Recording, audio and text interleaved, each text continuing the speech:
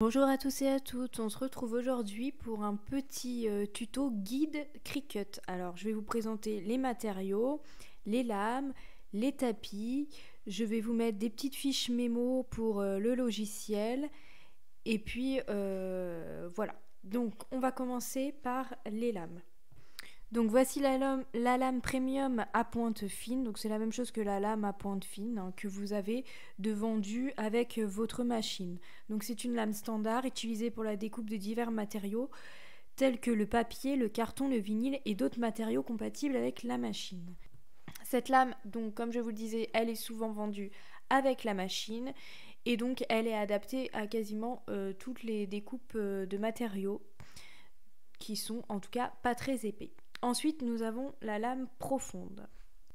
Donc la lame profonde, c'est une lame qui est conçue pour la découpe de matériaux plus épais que la lame à pointe fine. Cette lame, elle est adaptée pour la découpe des matériaux plus robustes tels que le carton épais, le cuir, le tissu épais et d'autres matériaux similaires. Donc ensuite, vous avez la lame couteau. Donc toutes les lames que je vous présente là, elles se vendent en une lame entière avec la base, donc c'est pas des quick swipe. Donc la lame pour couteau, elle se vend entière avec la lame. Donc c'est surtout pour le bois, elle est extra profonde, elle coupe à travers des matériaux denses jusqu'à 2,4 mm. N'oubliez pas de placer les petites roulettes blanches sur le côté de votre machine pour pas abîmer votre matériau, sinon ça va faire des traces. Ensuite, elle est compatible donc avec toutes les Cricut Maker. Ensuite, nous avons la lame rotative. La lame rotative qui est souvent confondue avec la roue de rainage. Attention, la lame rotative était à l'époque vendue avec la machine Cricut Maker. Pas la 3, la Maker tout simple. Donc, c'est pour le tissu. Pour le papier de soie, le liège, voilà, ce genre de choses. Donc elle est rotative, surtout il faut utiliser le tapis rose avec cette lame et elle est compatible donc avec les Cricut Maker, donc Maker et Maker 3. Ensuite, vous avez le stylet de rainage. Donc ça remplace la roue de rainage, mais elle l'appuie moins fort. Donc elle crée des lignes de marquage sur le matériau indiqué où il faut plier après la découpe. Cela est particulièrement utile pour des projets de papercraft, de cartes ou d'autres créations nécessitant des pliages précis. Donc il faut l'utiliser sur des matériaux légers comme le papier cartonné, le carton mince, parce que sinon ça ne sera pas assez marqué pour faire un bon pli. Donc le stylo de drainage, il se met dans la mâchoire A, là où vous avez le stylo. Voilà, et il faudra utiliser l'option rainage pour pouvoir l'utiliser sur le Cricut Design Space. Ensuite, vous avez l'outil de transfert foil. Donc ça, vous avez des feuilles foil exprès pour transférer. Donc il est livré avec 3 pointes interchangeables, mine moyenne, fine et grosse. Elles sont toutes adaptées à des projets de simples contours et des conceptions complexes, également compatibles avec les machines Cricut Explore. Ensuite, nous arrivons aux outils QuickSwipe. Donc là, toutes les lames à partir de maintenant que je vais vous parler, elles sont numérotées en bas, et c'est-à-dire que vous avez juste à acheter la base en haut qu'on appelle le QuickSwipe. Vous l'achetez une fois le QuickSwipe, et ensuite vous avez acheté les numéros 1, 2, 11, 21, 31 et 41 que vous pourrez remettre sur cette base pour les utiliser. Donc on va commencer par la roue de rainage. Donc nous avons la roue de rainage simple et la roue de rainage double. Donc elles sont 10 fois plus de précision que le stylet de rainage. Donc elles font des plis nets et dans des matériaux épais. Ensuite, vous avez l'embout de débossage. L'embout de débossage, ça permet de créer des effets de débossage en enfonçant légèrement le matériau comme le papier pour donner une dimension et une texture supplémentaire à vos projets. J'adore moi ce rendu personnellement. Alors ensuite vous avez la pointe de gravure, donc vous pouvez l'utiliser pour graver sur du métal tout mince, de l'aluminium, de l'acétate et donc du PVC, mais bien sûr tout ça il faut que ce soit fin, il ne faut pas que ça dépasse les dimensions acceptées par la Cricut. Ensuite vous avez la lame de perforation. Donc la lame de perforation, elle est souvent utilisée pour les matériaux comme le papier, le carton épais, tout cela. Et donc ça vous permet de faire des petites perforations, un peu comme les tickets quoi. Ensuite, vous avez la lame ondulée. Donc comme on peut le voir, elle fait des ondulations. Vous sur le DS, vous allez mettre une ligne droite. Elle va découper en ondulations. Donc vous pouvez l'utiliser sur des cartons légers, des feuilles de mousse et puis d'autres matériaux. Ensuite, je vous ai mis les lames compatibles avec la Cricut Joy parce que là, toutes les lames que je vous ai parlé, c'est essentiellement pour la Cricut Maker et la Maker 3. Donc là, vous avez les lames compatibles avec la Cricut Joy. Donc la lame standard, la lame à coupe profonde, la lame de natation, rotation je pense, et lame à gâteau. Alors c'est les traductions, je ne sais pas vraiment, j'y connais pas la Cricut Joy.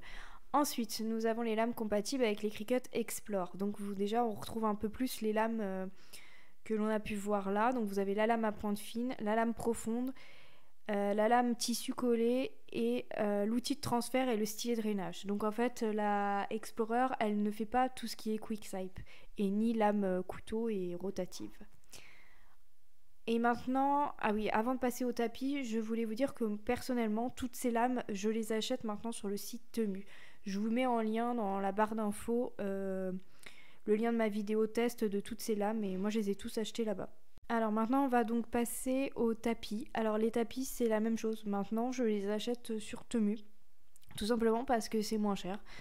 Donc on va commencer par le tapis bleu, c'est le tapis qui colle le moins. Donc on l'utilise pour les matériaux fins, ceux qui sont très fragiles à décoller. Donc la plupart des papiers cartonnés, les papiers d'imprimante, les papiers nacrés, papier velin, papier calque, papier d'emballage. Ensuite, nous avons le tapis vert. Donc celui-ci, il est moyen au niveau collant. Donc on l'utilise pour les matériaux d'épaisseur moyen. Donc le vinyle, le thermocollant, papier cartonné pailleté et gaufré, les feuilles de transfert, infusible ink, acétate, papier craft, panneau d'affichage et papier brossé. Ensuite, on va passer au tapis violet. Donc celui-là, il colle très fort. Donc c'est pour les matériaux qui sont épais comme le bois de tilleul, les panneaux en plaquage de bois, la feutrine, le cuir, les feuilles aluminium, l'aggloméré et les papiers ondulés. Donc comme ce sont des matériaux épais, pour le tapis violet, souvent on va mettre les petites roulettes blanches sur le côté pour pas abîmer le matériau. Et on va mettre du scotch, personnellement je mets du scotch de peintre autour de mon projet pour que ça colle bien au tapis, que ça ne bouge vraiment pas. Ensuite, nous avons le tapis rose. Donc celui-ci, c'est le tapis qu'on réserve pour le tissu. D'accord ? Alors, il y a le papier crépon qui fonctionne aussi apparemment, mais je n'ai jamais testé. Et maintenant, nous allons passer aux matériaux. Alors, personnellement, pour tout ce qui est feuilles, cartonnées, etc., je prends chez Action. Pour le transfert tape, je prends du couvre-livre ou du scotch de peintre. Pour ce qui est vinyle, j'en ai déjà parlé dans une vidéo, c'est des restes d'entreprise. Et pour ce qui est le thermocollant, j'achète sur papier transfert. Donc on va commencer par le vinyle amovible qui sert en fait à ce que j'appelle faire des stickers, des petits autocollants. Donc ça s'enlève sans laisser de résidus parce qu'il est amovible, removable, ils appellent ça, donc on peut le retirer facilement. Donc c'est idéal pour les autocollants muraux en intérieur sur vos murs pour faire une petite décoration aux enfants. Et donc pour le reconnaître, celui de la marque Cricut, je précise bien, le derrière, les carreaux sont gris. Ensuite, nous allons passer au vinyle permanent. Donc c'est la même chose, sauf que celui-ci, il résiste à l'épreuve du temps et à l'extérieur. Il peut être utilisé pour des projets de stickers pour voitures, des objets en verre ou des panneaux extérieurs. Pareil, celui de la marque Cricut, si vous le retournez, les carrés sont verts. C'est pour le différencier du vinyle amovible. Je vous ai mis ce qu'est le transfer tape. Donc c'est une espèce d'autocollant transparent que l'on met sur le vinyle pour ensuite mettre sur nos créations. Donc, il en existe maintenant deux sortes, un classique et un adhérence forte, et il en existe même un sans protection en fait, sans doublure. Donc voilà. Ensuite, nous passons au thermocollant. Alors, les thermocollants, ils ont plein de noms. Vous allez pouvoir le retrouver sous le nom de Iron Run, Flex, HTV, vinyle thermocollant, et il y en a même peut-être encore d'autres. Donc c'est pas facile quand on n'y connaît pas grand chose. Donc ça en fait, le thermocollant, c'est pour personnaliser du textile. Un t-shirt, une veste, un jean, un sac, mais ça peut également servir pour du bois. vous devez faire impérativement la découpe sur le Cricut Design Space en mode miroir. Vous pouvez l'appliquer au fer à repasser ou avec une presse à chaud. Maintenant, on va passer aux fonctions du DS. Donc, qu'est-ce qu'on appelle le DS? C'est le Cricut Design Space. C'est le logiciel qui nous sert à créer pour envoyer ensuite à la Cricut. Donc, je vous ai fait une fiche mémo technique pour vous expliquer les options d'association de formes sur le Cricut Design Space. Donc, on a soudé. Soudé, en fait, ça combine deux éléments en un. Ensuite, on a lié. C'est similaire à souder, mais l'avantage, c'est qu'on peut annuler. Si on a fait souder et qu'en fait, on ne voulait pas souder, on ne peut plus annuler. Que là, vous pouvez avec la fonction lier. Ensuite, on a retiré. Elle est similaire à couper, mais elle est beaucoup plus simple. Elle supprime l'élément d'origine pour vous et c'est bien plus rapide. Combiner, ça conserve que les parties du design qui se croisent ou se chevauchent. Et puis ensuite, pour finir, nous avons exclure. C'est l'opposé de la fonction combiner, c'est-à-dire qu'elle va supprimer les parties qui se chevauchent. Ensuite, je vais vous montrer des fiches techniques pour les matériels nécessaires selon les matériaux choisis. Alors, je vous ai fait 3 petites vidéos pour débutants. Premier projet avec du vinyle, premier projet avec du papier cartonné et premier projet avec du thermocollant. Je vous mettrai les liens en barre d'infos de ces vidéos tuto. Et donc du coup, j'avais fait des fiches mémo pour ces vidéos-là. Donc je vous ai mis que pour un projet avec du vinyle, nous avons besoin de la lame à pointe fine, d'un tapis vert ou bleu selon le niveau d'adhérence de vos tapis et l'usure, du vinyle permanent ou amovible évidemment, du transfert tape, où je vous ai dit du couvre-livre ou du scotch de masquage, un petit racloir, une petite raclette, et puis l'outil d'échenillage. Ensuite, je vous ai mis pour du papier cartonné. Il faudra aussi la lame à pointe fine, un tapis bleu ou vert, du papier cartonné.